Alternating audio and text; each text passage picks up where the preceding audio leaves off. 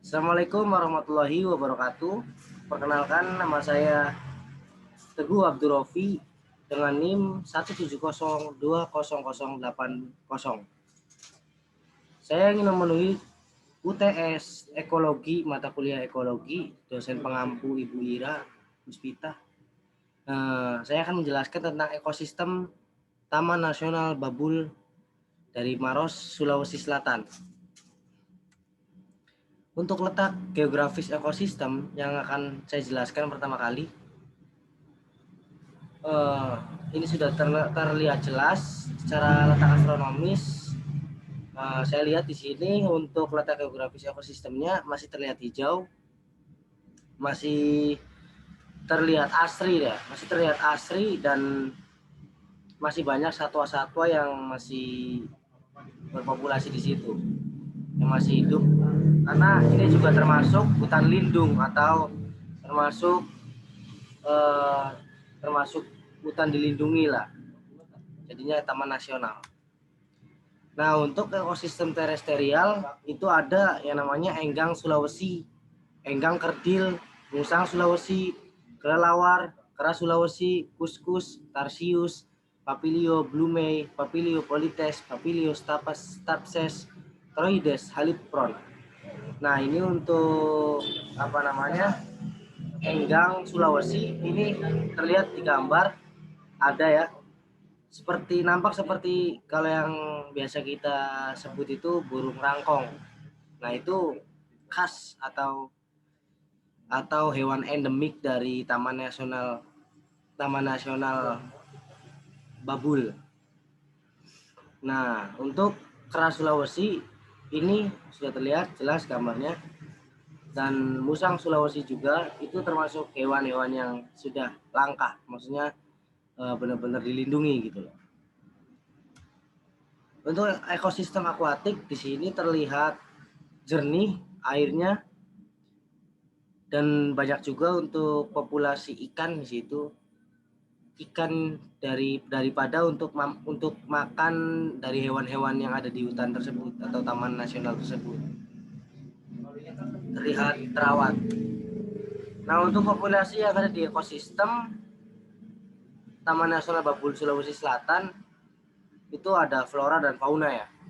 Floranya itu Palaquim, ini kita sebut nama latinnya atau nyato, cenderana, aren, pohon aren, terusan Corolla sp, terusan kemiri, kayu hitam. Nah, ini nampak gambarnya untuk kemiri.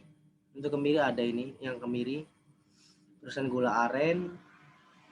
Nah, itu benar-benar terawat di Taman Nasional Babul Sulawesi Selatan,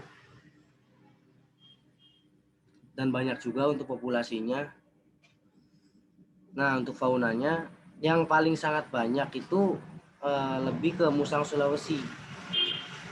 Ini ada gambarnya untuk musang Sulawesi, karena memang masih banyak banget populasinya, jadi bisa disebut hama. Menurut masyarakat setempat, untuk musang Sulawesi ini sering memakan hewan-hewan ternak warga gitu. Jadi sempat diburu oleh warga karena meresahkan dari warga tersebut atau masyarakat tersebut. Nah, untuk Tarsius ini yang kecil, hewan yang kecil ini hewan yang sangat dilindungi, hewan yang sudah jarang banget ditemui, sudah langka banget, hanya berapa ratus spesies di Taman Nasional Babul Sulsel ini. Nah, terus sama kera juga, ini kera Sulawesi ya, atau Macaca maura bahasa latinnya. Ini benar-benar hanya bisa ditemukan di Taman Nasional Babul Sulawesi Selatan, karena emang populasinya di situ yang paling banyak. Namun keadaan sekarang di Taman Nasional karena beberapa masalah atau faktor-faktor yang bisa menghambat perkembangbiakan si kera ini, nanti mungkin kita akan jelaskan permasalahan dari ekosistem tersebut. Nah, untuk manfaat dari ekosistem Taman Nasional Babul Sulawesi Selatan, pemanfaatan potensi sumber daya hutan itu yang paling penting ya, pemanfaatan potensi sumber daya hutan. perusahaan rehabilitasi hutan dan lahan, perlindungan dan konservasi sumber daya hutan, pembinaan dan penertiban industri hasil hutan, penetapan prakondisi pengelolaan hutan, perencanaan dan pengembangan hutan, pemanfaatan potensi penduduk dan jasa sumber daya hutan. Ini yang paling sangat-sangat riskan untuk pemanfaatan potensi produk dan jasa sumber daya hutan.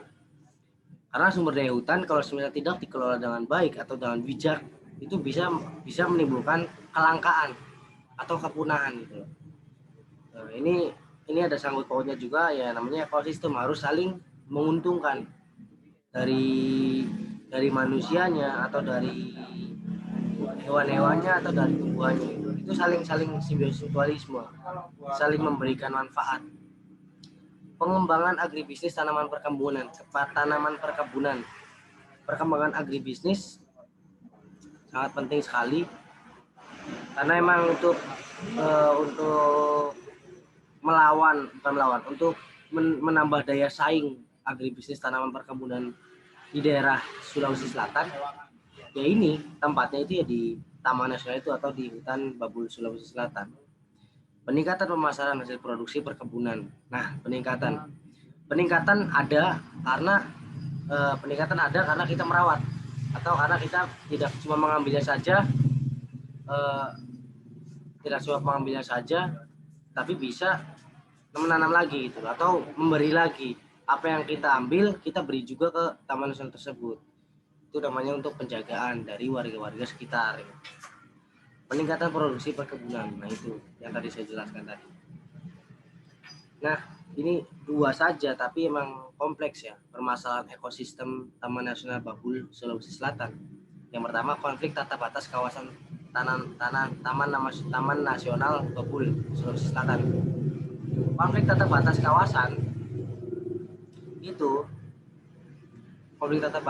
kawasan ini saya sedikit menjelaskan kenapa sih kok ada sih konflik tata batas kawasan.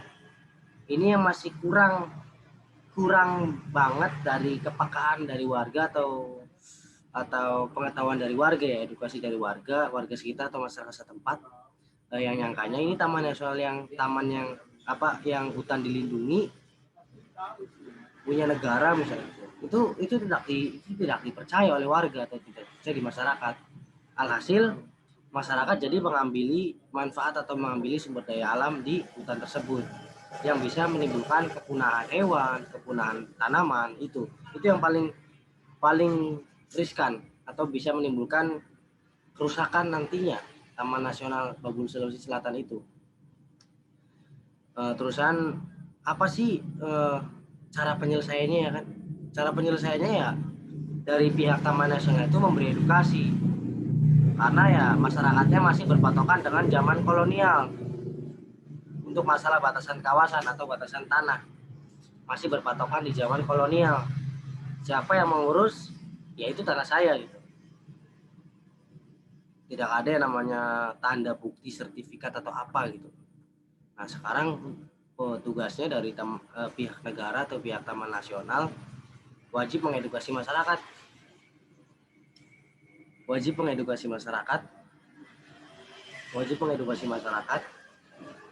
agar si masyarakat itu paham, oh ini tuh bukan haknya saya gitu. Ini haknya dari negara, dan nanti kalau misalkan memang ada manfaat yang tentang masalah sumber daya alam hutan, ya kita juga yang merasakan, masyarakat gitu. Yang penting dari pihak negara juga bijak dalam pemanfaatan sumber daya alamnya gitu. Nah, ini nyambung lagi mengakar juga yang kedua, konflik dalam pemanfaatan sumber daya alam hutan. Ya, jadi alhasil apa? Eksploitasi, ya kan? Perusakan hutan, kebakaran hutan, gara-gara penebangan pohon yang terlalu masif. Itu benar-benar masalah yang kita hadapi sejak era modern datang gitu. Era di mana banyak pembangunan, era di mana hutan itu semakin dibabat rata untuk pembangunan gedung, karena ya mungkin faktornya ekosistem dari manusianya itu semakin banyak atau populasi dari manusia semakin banyak, otomatis kebutuhan sumber daya alam semakin banyak juga. Namun kesalahannya manusia tidak menanam kembali gitu. Tidak bertanggung jawab, cuma bisa mengambil manfaatnya saja tapi tanpa memberi lagi gitu, tanpa memberikan feedback atau memberikan timbal balik. Kita sudah merasakan manfaat, ya kita juga memberi atau menanam lagi. Seperti contoh hal kecil, menanam pohon itu sudah mungkin bisa dikatakan luntur budaya-budaya menanam pohon. Karena manusia sekarang ya pemikirannya, wah masih banyak, nggak ada pemikirannya ini saya ambil, kita juga harus memberi juga satu gitu loh. Kita ambil satu ya harus memberi juga satu. Harus terjadi simbiosis mutualisme di dalam ekosistem kehidupan, terutama di Taman Nasional Babul Sulawesi Selatan. Mungkin penjelasan dari saya cukup sedikit ya. Semoga aja bisa bermanfaat untuk teman-teman dan kawan-kawan semua, dan terima kasih untuk Ibu Ira telah membimbing saya dan mengajarkan saya tentang masalah ekosistem atau ilmu ekologi. Saya terima kasih banyak. Mohon maaf atas segala kekurangannya. Saya akan terus berusaha untuk belajar lebih baik lagi untuk mempelajari tentang masalah ekologi atau tentang ekosistem kehidupan lingkungan. Terima kasih atas perhatiannya. Wassalamualaikum warahmatullahi wabarakatuh.